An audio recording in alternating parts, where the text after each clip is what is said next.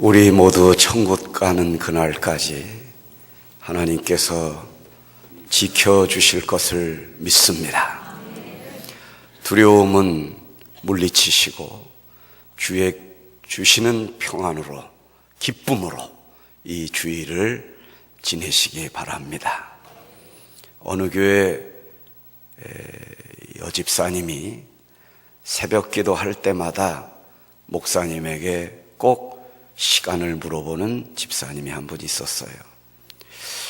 그것도 정확하게 6시만 되면 물어보더래요. 알면서 왜 물어보는지 그 목사님도 모르시겠답니다. 그런데 하루는 목사님 몇 시예요? 목사님이 기도하다가 늘 신경이 쓰이잖아요. 그래서 조용히 6시예요. 그 다음날 또 물어보더래요. 그래서 목사님이 기도가 방해될까봐 눈도 안 뜨시고 고개를 숙인 채로 손목시계를 이렇게 보여드렸답니다. 그랬더니 작아서 안 보여요 그러더래요.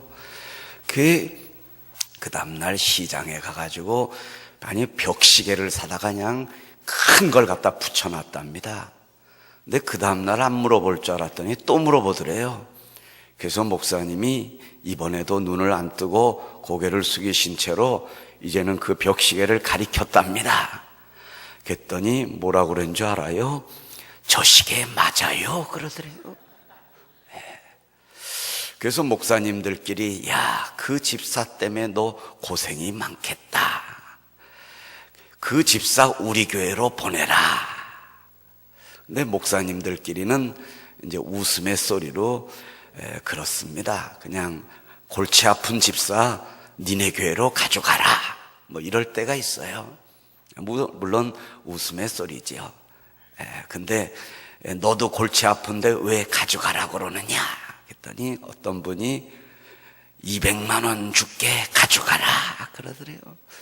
그런 집사가 되지 마시기를 바랍니다. 이 목사님이 그 여집사님이 계속 시계를 물어봐가지고 우리 교회로 보내라 그랬더니 싫어 안 보낸다. 그래서 왜 그러냐 그랬더니 그래도 새벽 기도 끝나고 나갈 때 보면 끝까지 남아있는 사람은 그 집사뿐이야. 그 집사가 여러 가지로 나를 귀찮게 하고 때로는 앞뒤가 안 맞고 한 말 또 하고 좌충우돌하고 그냥 여러 가지 사람들에게 부담을 주는 면도 없지 않아 있지만 그래도 우리 교회에서 기도 제일 많이 하는 사람이야. 내가 힘들고 지칠 때마다 그 집사 기도하는 것만 봐도 내가 힘이 나. 여러분, 이런 성도가 되시기를 바랍니다. 그래서 오늘 여러분들 드리는 설교의 제목은 성도의 기도생활. 기도만 잘하면 되는 거예요.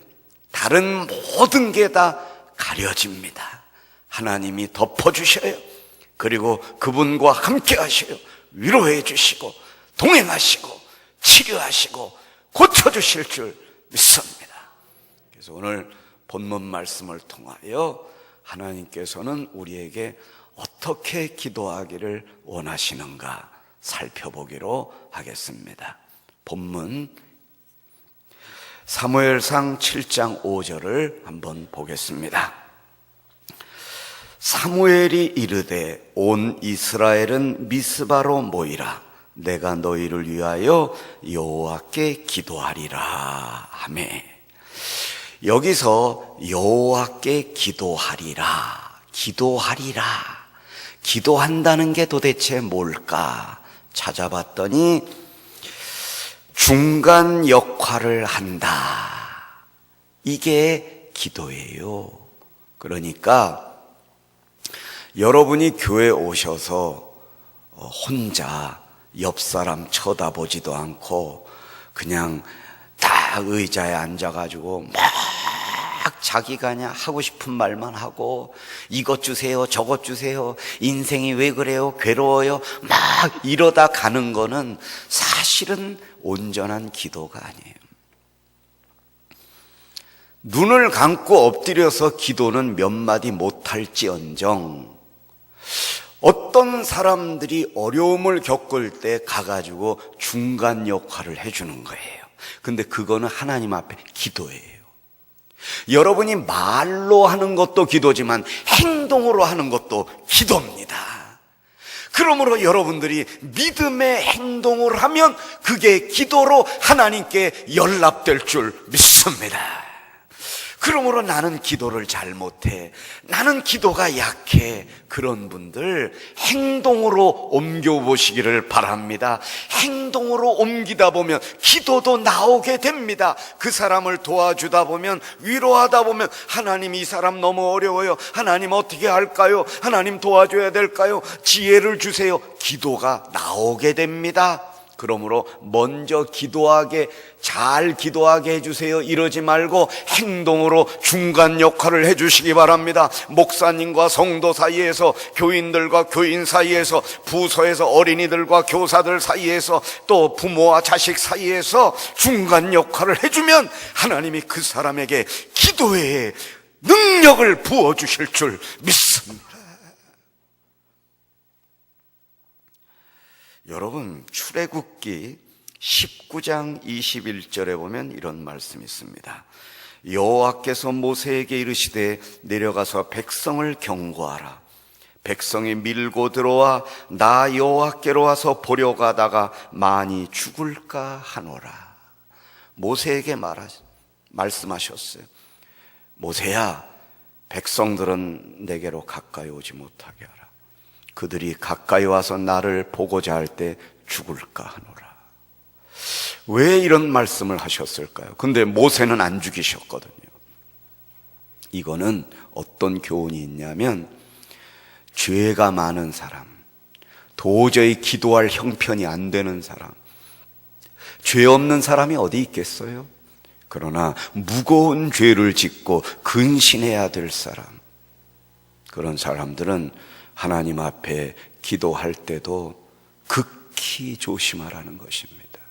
하나님이 죽여버리실지도 모르니까. 무서운 말이죠. 그래서 사무엘이 이스라엘 백성들과 여호와 사이에서 중간 역할을 해주게 된 것입니다.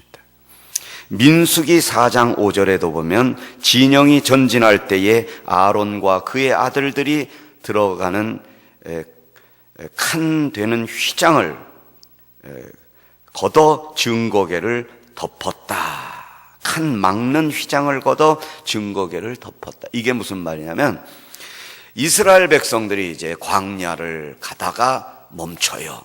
불기둥이, 구름기둥이 멈추면 다 백성도 멈춰야 돼요. 그러다가 구름기둥이 또 움직이면 다 모세가 백성들에게서 이제 다 하나님이 움직이신다, 우리도 가자 하고 이스라엘 백성들을 데려갑니다. 그래서 진영이라는 말은 하나님의 법궤가 놓여져 있는 성소와 지성소, 이렇게 천막 같은 걸로 장막을 지어가지고 그 안에다 하나님의 법궤를 두는 그 자리가 있습니다. 그래서 이동할 때는 그 칸막이, 그 이렇게 칸을 막는 그 휘장이 있는데 거기는 아무나 못 들어가요.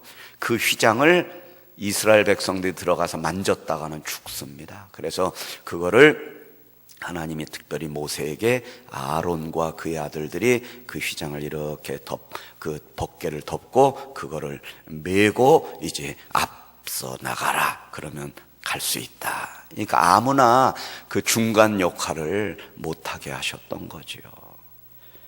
그만큼 하나님 앞에 조심하라 이거예요. 오늘 본문 6절을 보겠습니다. 사무엘상 7장 6절. 그들이 미스바에 모여 물을 길어 여호와 앞에 붓고 그날 종일 금식하고 거기에서 이르되 우리가 여호와께 범죄하였나이다 하니라. 사무엘이 미스바에서 이스라엘 자손을 다스리니라. 여러분, 사무엘이 누구냐 하면요, 옛날에 창세기에 이제 아브라함과 이삭과 야곱이 나오는데 그 사람들을 우리가 족장이라고 합니다. 그들의 시대가 끝나고 요셉에 이어 애굽에 가서 400년 동안 종살이하게 될 때 이제 그때는 이제 사사의 시대가 됩니다. 사사들이 나와가지고 아직 왕이 없어요. 그래서 삼손 같은 사사가 나와서 이스라엘 백성들의 중간 역할을 해줍니다. 그러다가 이제 이스라엘 백성들이 우리에게도 왕을 세워주세요. 그래가지고 사울왕, 다윗왕 이렇게 등장하게 되잖아요. 이걸 왕정시대라고 합니다. 그러니까 사사시대와 왕정시대를 연결해주는 그 사람이 누구냐면 사무엘인데, 하나님이 사무엘을 나게 하셔서 사울 왕과 백성들 사이에 중간 역할을 해줘요. 하나님과 다윗, 또 다윗과 그 백성들 사이에서 중간 역할을 해주도록 이 세상에 태어나게 한 사람이 사무엘이라. 어쩌면 하나님은 우리를 중간 역할을 하게 하는 역할을 주시기 위해서 오늘 우리를 불러주신 줄 믿습니다. 그러니까 여러분 이거를 아시고 이제 사무엘이 미스바에 모이라고 그래가지고요, 물을 길어 여호와께 부었다. 왜 물을 부었을까 찾아봤더니요, 물은 그 팔레스타인 땅에 당시에 밥보다도 더 물이 귀했습니다. 식량보다. 아주 백성들이 아끼는 거예요. 옛날 우리의 어렸을 때 생일날만 쌀밥 먹었죠, 그죠? 생일날 1년 중에 한 번만 쌀밥을, 너무 귀해가지고 바로 물은 이 쌀밥보다 더 귀했어요. 여러분, 그래서 하나님 앞에 이 물을 갖다 길어 부었다는 것은 가장 아끼는 거, 가장 소중한 거, 그거 절박한 심령으로 하나님 앞에 드리는 거예요. 우리의 가장 소중하게 생각하는 거를 하나님 앞에 내려놓나이다, 이런 심정입니다. 기도하기를 원하십니까? 여러분이 붙들고 있는 가장 소중하게 생각하는 걸 내려놓으십시오. 그래야 기도를 받으십니다. 죄를 갖고 있어요. 집사가 돼가지고 불륜관계에 빠져 있습니다. 안 받아요. 그런 기도 하나님 앞에 내려놓고 회개하고 기도하십시오. 그래야 하나님이 받습니다. 종일 금식하고, 금식한다는 거는요, 금식하다 보면 죽어요. 계속 굶으면 죽는다고요. 이건 뭐예요? 목숨을 걸고 기도하는 거예요. 목숨을 걸고 한번 기도해 보신 적이 있나요? 거기에서 우리가 여호와께 범죄하였나이다, 이게 나오면 금식해 가지고요, 우리가 보통 3일 금식, 5일 금식 하잖아요. 저도 옛날에 그냥 금식을 하는데 대학부 때 회장 돼가지고 전도사님한테 이제 회장도 됐으니까 제가 일주일 금식하겠다고 그랬어요. 너 힘들 텐데 전도사님 할 수 있거든요. 무슨 말이냐, 믿는 자. 그래, 해라, 해. 했다가 죽다 살아났습니다. 하루 저녁을 못 넘기겠어요. 다른 전도사님하고 기도원 임원들은 다 밥을 먹으러 가는데 나만 그냥 금식한다고 그래가지고 죽을 것 같아요. 그래서 잠도 안 와요. 그래서 이 닦는다 그러고 치약도 몇 번 먹어봤어요. 근데도 안 돼요. 그래서 제가 잠도 안 오고 그 기도원 예배당에 가가지고 하나님 앞에 기도했어요. 하나님. 그랬더니 하나님이 제 마음속에 그런 음성을 주시는 것 같아요. 얘야, 먹고 힘내서 기도해라. 할렐루야! 그걸로 은혜롭게 금식을 마치고 먹었습니다. 여러분, 이렇게 금식은 어려운 겁니다. 이거는 뭐냐면 목숨을 거는 겁니다. 그래서 그렇게 되다 보면 눈에서 눈물이 나고 여호와여, 우리가 범죄하였나이다. 이 기도가 안 나올 내가 죄인입니다. 안 나올 수가 없습니다. 누구랑 싸우고 남편이 미워요, 아내가 미워요. 그래도 하나님 앞에 나와 금식하며 기도할 때 하나님, 내가 문제였네요, 이렇게 나오게 되는 겁니다. 그래서 여기서 사무엘이 미스바에서 이스라엘 자손을 다스리니라, 이거를 다스린다는 말을, 똑같은 말을 찾아봤더니 사무엘상 23장 16절에 사울의 아들 요나단이 일어나 숲풀에 들어가서 다윗에게 이르러 그에게 하나님을 힘있게 의지하게 하였더라. 요나단이 사울의 아들 요나단이 일어나 숲풀에 들어가 다윗에게 이르렀을 때에 다윗이 지금 외롭고 지쳐 힘들어 있어요. 도망 다녀요. 그 아버지 사울 왕 때문에, 요나단의 아버지 때문에. 그래서 요나단이 다윗을 찾아가 가지고 하나님을 힘있게 의지하도록 힘을 불어 넣어주는 거를 갖다가 다스린다 했어요. 지배한다가 아니에요. 그러므로 여러분, 부서의 임원들, 또 회장, 남전도 회장, 여전도 회장, 주일학교 국장, 부장, 이거는 다스린다, 이게 명령한다, 관할한다, 잘하나 본다, 이런 뜻이 아니라 그들에게 힘을 실어준다 이거예요. 그럼 겸손해야 돼요. 자기가 나타나지 말아야 돼요.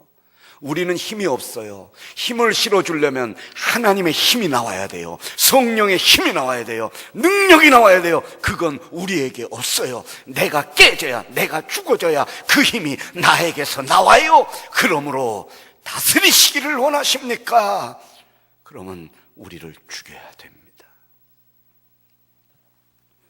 사무엘상 본문 7장 7절, 이스라엘 자손이 미스바에 모였다함을 블레셋 사람들이 듣고 그들의 방백들이 이스라엘을 치러 올라온지라, 이스라엘 자손들이 듣고 블레셋 사람들을 두려워하여. 이 구절에서 여러분들이 꼭 기억해야 될 것은 이스라엘 자손들이 두려워하여. 기도 안 하면 너희들도 이렇게 두려운 마음이 들어가게 된다. 그렇잖아요. 죄진 것도 없는데, 쫓아오는 사람이 없는데 두렵다. 근데 사실은 죄가 있기 때문에 두려운 거예요. 죄가 없으면 두려움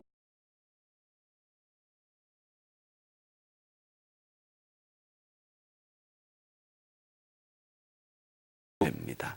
그런데 여러분 심령 속에 두려움이 있다면 그거는 아직도 여러분을 하나님 앞에 내려놓지 못한 거예요. 왜 두려움이 오는 줄 알아요? 기도 안 하면 두려움이 오게 됩니다. 목사도 마찬가지예요. 아무리 설교를 천사처럼 해도요, 기도 안 하고 설교하면 표가 나요. 간증을 들어도 저분의 간증이 기도하고 하는 간증인가, 이거 다 알아요. 전도사님들이 주일학교 설교를 해도 이렇게 들어보면 저분이 기도하고 저렇게 하는가, 아니면 그냥 준비해가지고 원고만 준비해가지고 하는 설교인 줄을 다 알아요. 목사님들도 아는데 하나님은 더 잘 아시죠?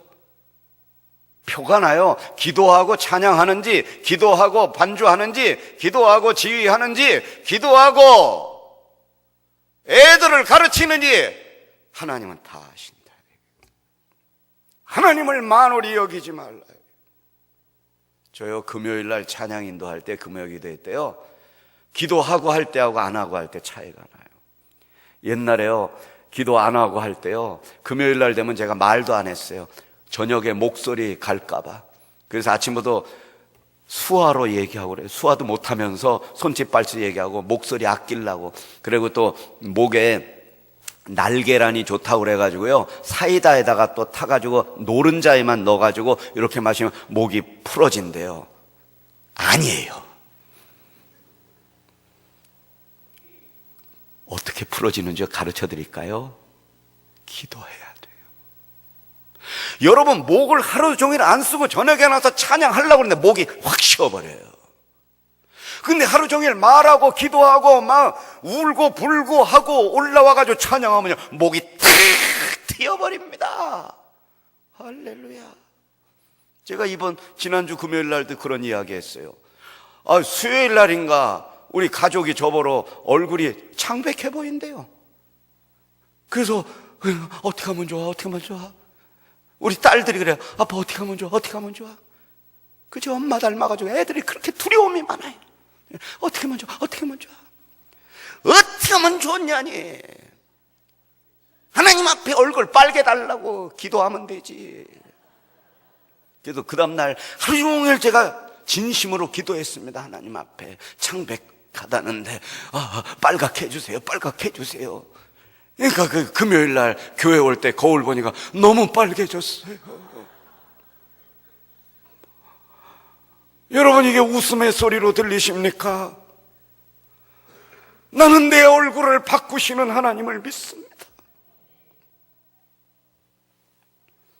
여러분, 우리 본문 8절을 보겠습니다.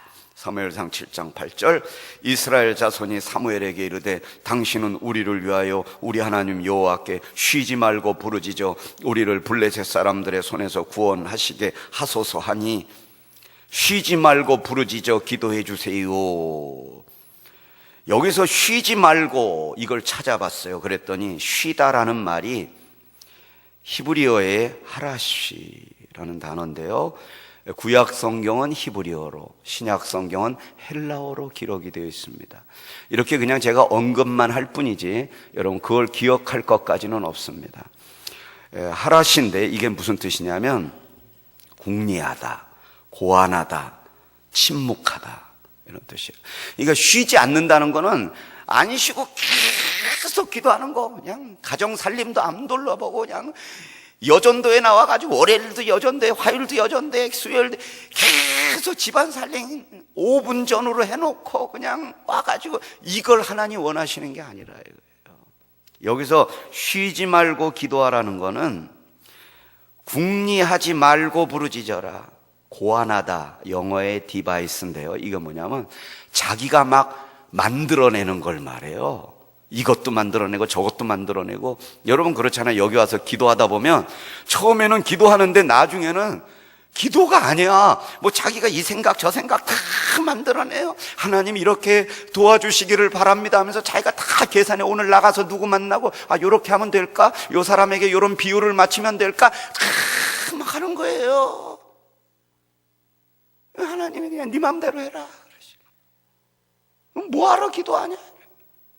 그러니까 하나님이 그래요, 이스라엘 백성들의 입을 통하여 사무엘에게 사무엘이여 당신이 우리를 위하여 기도해 줄 때에 쉬지 말고 부르짖어 주세요 하나님이 부탁하시는 거예요. 사무엘아, 기도할 때 궁리하지 말고 걱정하지 말고 염려하지 말고 네가 상상력을 동원해서 만들어내지 말고 없는 일도 만들어내지 말고 기도에 전념하라.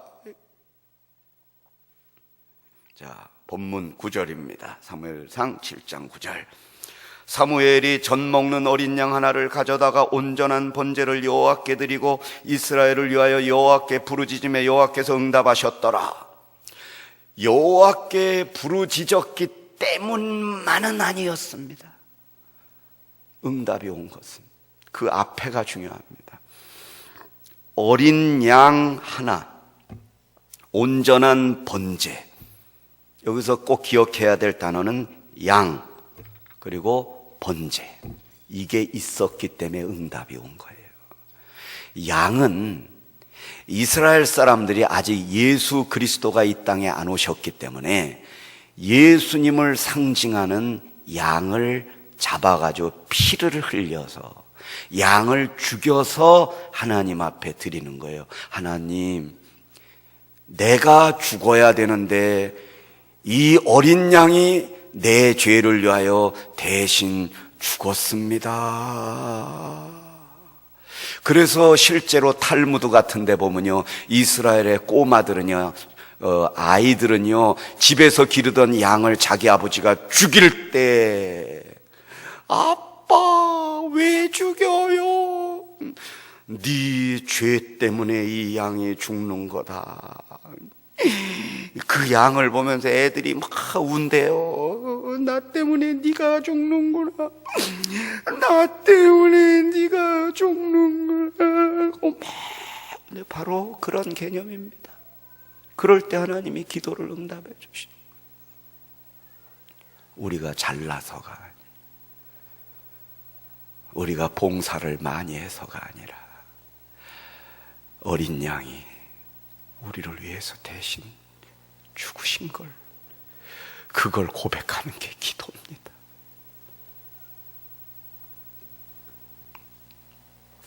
여기서 온전한 번제라는 것은, 번제는 태워서 죽이는 걸 말해요. 죽인 다음에 그 양을, 피를 이렇게 그릇에다 담아놓고 나머지는 다 태워가지고 하나님 앞에 연기가 이렇게 올라가요. 그걸 하나님이 받으시는 거예요. 무슨 의미냐? 여러분의 생각, 염려, 죄 다 태워라. 다 태우면 연기밖에 안 보여야 돼요. 내 설교, 내 간증, 내 공과 보여져야 되지, 들리게 되면 안 돼요. 내 목소리가 들리게 되면 안 돼요. 성령의 음성만 들리게 해야 됩니다. 자, 10절입니다. 사무엘이 번제를 드릴 때에 블레셋 사람이 이스라엘과 싸우려고 가까이 오매 그날에 여호와께서 블레셋 사람에게 큰 우레를 발하여 그들을 어지럽게 하시니 그들이 이스라엘 앞에 패한지라. 여기서 여호와께서 큰 우레를 발하여, 우레, 여러분 우레 하면은 천둥, 번개 이런 걸 연상하시죠, 그죠? 실제로 이스라엘 사람들이 딱 들으니까 우레가 들리는 소리 같았어요. 그래서 제가 하나님이 이 구절에 어떤 단어를 쓰셨길래 우레라고 사람들은 들었을까 하고 우레라는 단어를 성경의 원문을 한번 찾아봤어요. 했더니 히브리어로 콜 이런 뜻인데, 소리, 목소리, 음성. 여기서 목소리라는 것은 천둥, 번개 이게 아니라는 거예요. 목소리는 목에서 나오는 소리. 너, 여러분, 우레가 아니라는 거죠. 천둥이 아니라 목소리. 근데 이거를 여러분에게 꼭 진짜 설명해 드려야 되는데, 민수기 7장 89절에 보면 이런 말씀이 있습니다. 민수기 7장 89절에 모세가 회막에 들어가서 여호와께 말하려 할 때에 증거계 위 속죄소 위에 두 그룹 사이에서 자기에게 말씀하시는 목소리를 들었으니 여호와께서 그에게 말씀하심이었더라. 여기서 말씀하시는 목소리, 우레, 콜, 이 단어를 썼어요. 그러니까 여러분이 자기에게 말씀하시는 우레를 들었으니 여호와께서 그에게 우레를 바라심이었더라, 이거예요. 그러니 여기서 이스라엘 사람들이 막 우장창 쾅쾅쾅 막 하니까 큰 우레를 발하여 블레셋 사람들을 어지럽게 하셨다고 이렇게 기록을 했는데, 사실은 그거 아니라 여호와께서 음성을, 말씀을 하시는 거예요. 그럴 때 블레셋 사람들을 어지럽게 막 해가지고요, 군사가 더 강하고 더 많은데도 다 져버린 거예요. 이스라엘의 독립전쟁이 있었을 때요, 6.1 전쟁이 있었을 때 1968년, 1967년에 있었죠. 그때요, 이스라엘에는 2만 명밖에 안 됐고 아랍의 연합군은 20만의 군대가 있었어요. 그때 이스라엘의 모세 다이안이라는 장군이 도저히 숫자가 좀 우리가 못 이긴다. 그래서 사령관들 참모들하고 막사에서 나와가지고 사막에 무릎을 꿇고 금식 기도했습니다. 하나님 앞에. 그럴 때 하나님이 큰 우레를 발하시고 사막에 광풍을 일으키셔가지고요, 그 아랍의 연합군의 탱크를 무력화시키셨어요. 그래가지고 이스라엘이 6일 만에 전쟁을 끝낸 것은요, 기 역사에 빛나는 전능하신 하나님이 역사에 개입하셨던 놀라운 사건 중에 하나가 되지 않았습니까? 오늘 그 하나님이 블레셋에게 이런 큰 음성을 말씀하신 것입니다. 여러분, 우리 본문 11절 마지막 절입니다. 이스라엘 사람들이 미스바에서 나가서 블레셋 사람들을 추격하여 벳갈 아래에 이르기까지 쳤더라. 여기서 기억하실 단어는 이스라엘 사람들이 추격하여.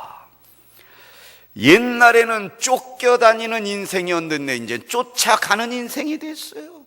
기도하니까, 하나님이 응답하시니까.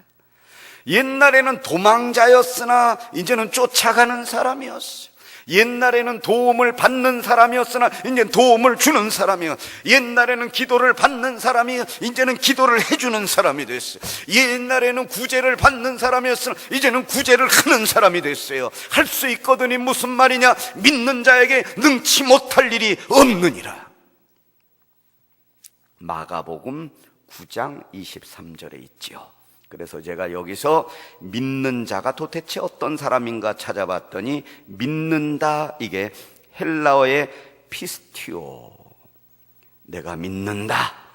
그런데 거기에 정확하게 뭐라고 표현됐냐면, 이 단어는 반드시 수동태로만 쓰인다. 놀랍습니다. 이게 수동태라는 말은 내가 믿는다 아니에요. 믿어지게 된다 이거예요. 하나님이 믿음을 주셔야 내가 믿음을 갖는다 이거예요. 놀랍지 않습니까? 믿음은 하나님의 것입니다. 믿음은 나에게 없습니다. 치료는 나에게 없습니다. 하나님 손에 있습니다. 그래서 마가복음 9장 24절, 예수님께서 그 앞절에서 믿는 자에게는 능히 하지 못할 일이 없느니라 그랬더니, 곧 그 아이의 아버지가 소리질러 이르되 내가 믿나이다, 나의 믿음 없는 것을 도와주소서. 왜 이럴까요? 이거 왜 이래요? 여러분 여기 보세요. 내가 믿나이다, 그럼 믿음이 있는 거잖아요. 근데 바로 나의 믿음 없는 것을 또 자기가 없대, 믿음이. 이거 하나님이 이 사람 입에다가 이 말을 집어넣어 주신 거예요. 니네들의 믿음이 이거다. 내가 믿나이다, 근데 나는 믿음이 없어요, 나를 도와주세요. 이거 우리의 모습 아닙니까? 설교할 때는, 자녀들에게 가르칠 때는, 남들에게 간증할 때는, 남들에게 말할 때는 내 믿음이 나로 하여금 오늘날 여기까지 오게 했습니다 그랬지만, 그거 하고 내려가자마자 하나님 나는 불안하고 두렵고 아이고 어떻게 될지, 아이고 의심이 많아지고 이거 두려워, 어떻게 나 병이, 이게 우리의 모습이라.